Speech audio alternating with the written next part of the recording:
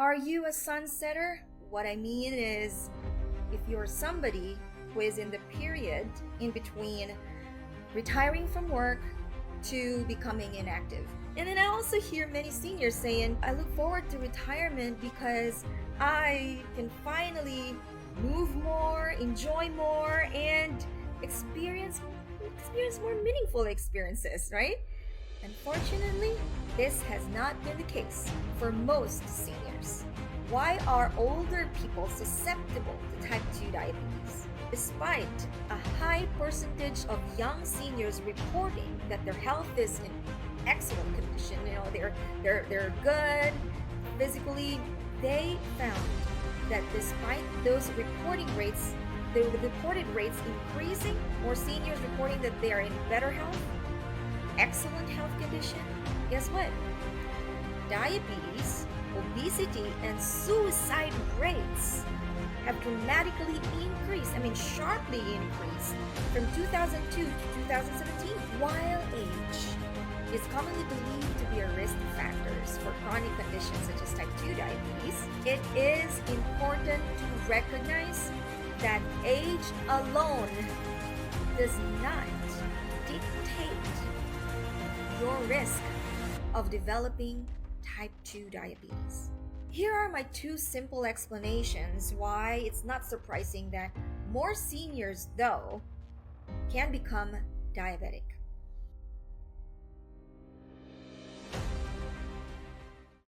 Hi, everybody. This is Dr. Adelita, and welcome to the Lifestyle Changer MD Sunday Drive. Hey, are you a sunsetter? And I don't mean a person who witnesses the tranquility of the sunset. What I mean is, if you're somebody who is in the period in between retiring from work to becoming inactive, basically retiring. Are you in retirement period? Are you a senior in retirement period? If you are, or you know of somebody, stick around because I will be answering the common questions that most seniors are facing now, which is in relation to type 2 diabetes. You see, upon retirement, you're probably eager to find a comfortable life and do whatever it takes to, enjoy what you're doing, right? I personally know of many seniors. I'm surrounded with the seniors more than middle age or young adults. So I know that many of them express excitement when they're nearing their retirement because they said, yes, I can finally do what I'm passionate to do, Dr. Hamis. These are the things that I could not do before because I'm busy at work, raising a family, right? So they're really excited in retirement, and I do too for them. And then I also hear many seniors saying, gosh, I look forward to retirement because I can finally move more, enjoy more, and experience more meaningful experiences, right? So those beautiful dreams and aspirations they share with me, I can't help but be happy with them. But also, the back of my mind, I couldn't help but kind of check in with reality. And it made me look up the statistics of how many seniors nowadays are fulfilling the life or the dream of living a good life after retirement. Unfortunately, this has not been the case for most seniors. As a medical doctor, I want you to understand why seniors become the host, unfortunately, of most chronic diseases. Hypertension, diabetes, heart disease, stroke, arthritis, cancer. Our hospitals are filled with people dying from complications of these chronic diseases. And I tell you, when I was a primary care, and even now, the statistics is that 70 to 80% of conditions we treat in the clinic, in the outpatient department, are chronic diseases. Diabetes is one of the top conditions that we treat. So, in today's video, I will be discussing type 2 in seniors. And we will answer the question, why are older people susceptible to type 2 diabetes? So I have this short story, not a story, but just I want to share with you. 2 days ago, and that's why it made me decide to do this topic, because 2 days ago I had an inquiry from a 53-year-old gentleman. And so he said, my doctor, I just saw my doctor, my primary care, and I was told I'm diabetic and I need to start on a medication as soon as possible. He said, I'm 53. And that's why they probably say life starts at 53, because I guess I should expect to harbor these chronic conditions and such as diabetes and as I get older, right, Dr. Hamis? And I was silent, but later I did give him my opinion into that. But let me ask you, is this true? Is this true that the older we get, the higher the chance of getting diabetes? So there's this extensive data. As I was looking into the statistics, I stumbled into this data about seniors' health called 2019 Seniors Report, Then and Now. What they did is they examined 65 to 74-year-olds, their behaviors and their health outcomes. 65 to 74. Their behaviors and health outcomes. And they explore how the health of seniors, young seniors, has changed between 2002 to 2017. So that's a 15-year interval, right? The population estimates were derived from the American Community Survey. Do you know what they found? Interesting. This is what they found.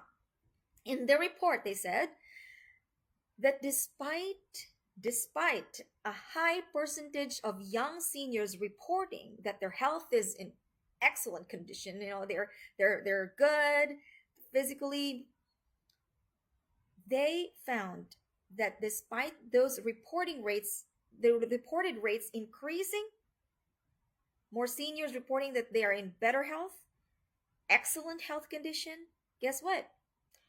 Diabetes, obesity, and suicide rates have dramatically increased, sharply increased from 2002 to 2017. And we're going to look at particularly the statistics on diabetes.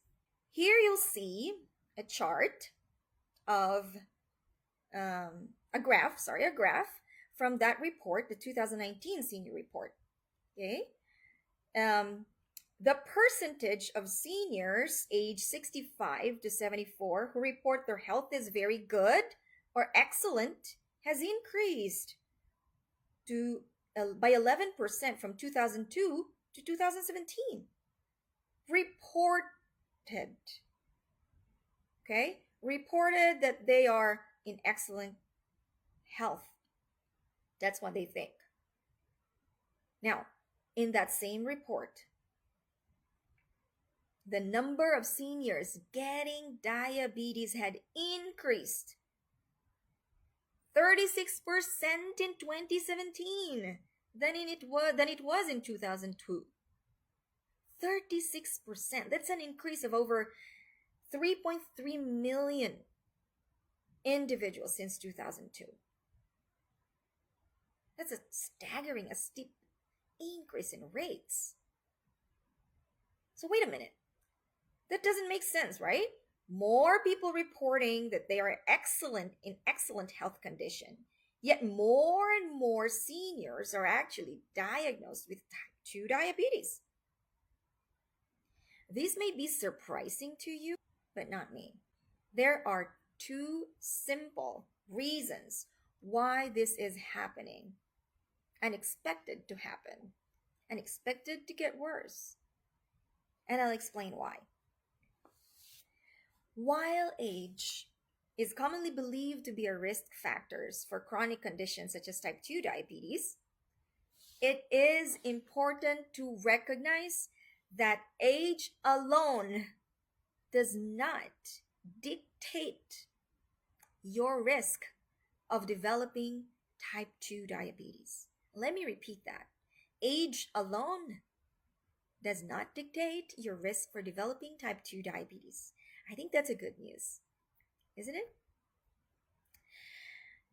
Because diabetes does not choose a host by age. No matter how old you are at risk for developing type 2 diabetes, and it's important for you to understand. How's that possible? Diabetes is a complex and multifactorial disease influenced by a combination of genetics, of lifestyle, and environmental factors. Individuals of all ages can develop diabetes, and factors such as family, eating patterns, obesity, stress, physical inactivity, poor diet, and underlying medical conditions can play a significant role in the development of diabetes. And there is a quote that says, genetics load the gun, but lifestyle and environment pulls the trigger. What that means is that you may have the genes that increase your risk or puts you at risk for developing diabetes, but it doesn't mean that you will eventually express the disease, the diabetes, just because you're growing old. Let us be clear about that. I got diabetic at 37 years old. Thank God I was able to reverse that because I don't want to be on medications. And I wanted to understand, what have I done? What are my lifestyle triggers? What were my environmental factors then that pull the trigger for me to become diabetic? Now I have another patient. She's 47 years old and she's already on insulin. And she didn't understand why.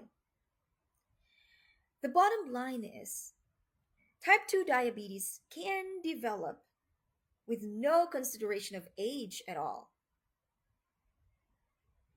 Like I told you, right? That gentleman who called me 2 days ago, he is 53. I have another patient who's 67. I had a 72 gentleman, right? Here are my two simple explanations why it's not surprising that more seniors, though, can become diabetic. Number one, you have accumulated too much fat through the years. And I'm talking about saturated fat. Type 2 diabetes develops when fats inside the cell prevent the sugar or the glucose from your diet, from your food, from getting into the cell where they're needed. Where do these fats come from? Nowhere else but in our diet. We put it in. All the years of eating foods that's rich in saturated fat, of cholesterol, which are high in meat, animal products, and ultra processed foods, they may make you store enough fats at the cellular level in your body tissues, the cellular level, that then makes your body resistant to insulin. Insulin resistance is the cause of type 2 diabetes. Now, if you want to understand this fully, I invite you to watch my video entitled Diabetes 101, Do Fruits Raise Blood Sugar? In that video, I explain very thoroughly with simple illustrations and with detailed explanation of why we develop type 2 diabetes and why it's not hereditary. Here's the second reason why it's not surprising that more seniors are becoming diabetic.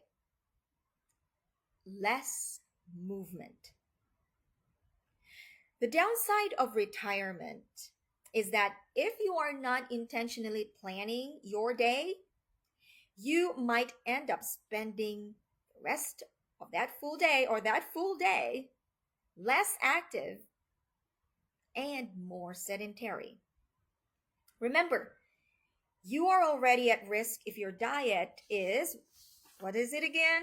Rich in saturated fat, cholesterol, and ultra processed foods. But then if you add inactivity to it, a sedentary lifestyle, you can certainly pull the trigger and speed up the development of diabetes. That's why we see, and we are going to expect more seniors to become diabetic if they are not careful and proactive in planning the retirement years. Unfortunately, waiting for symptoms of diabetes to show up, which most people do before they go to their doctor, that's wrong. Waiting for symptoms of diabetes, for you to suspect or for you to be worried about the disease, get tested, symptoms is not a reliable basis to take proactive actions. You have to remember that the symptoms of diabetes are not that evident. So don't wait. My advice, if you're a senior and your diet is high in saturated fat and cholesterol, and you know that your diet is not really good, many years, or you're living a less active lifestyle, please get help, because and that help I mean is doing a blood test. Do a blood test called A1C or an HbA1c, or what we also call as glycosylated hemoglobin.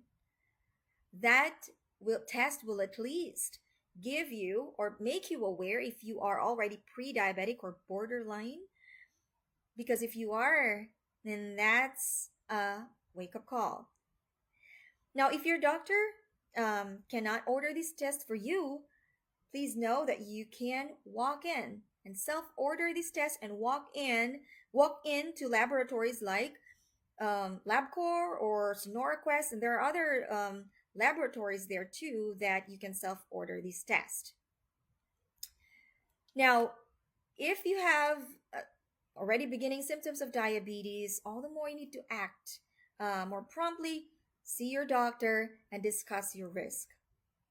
While aging can be associated, the older you get, the more disease you have, aging can be associated with an increased risk of in this diabetes due to changes in your body physiology and your lifestyle habits.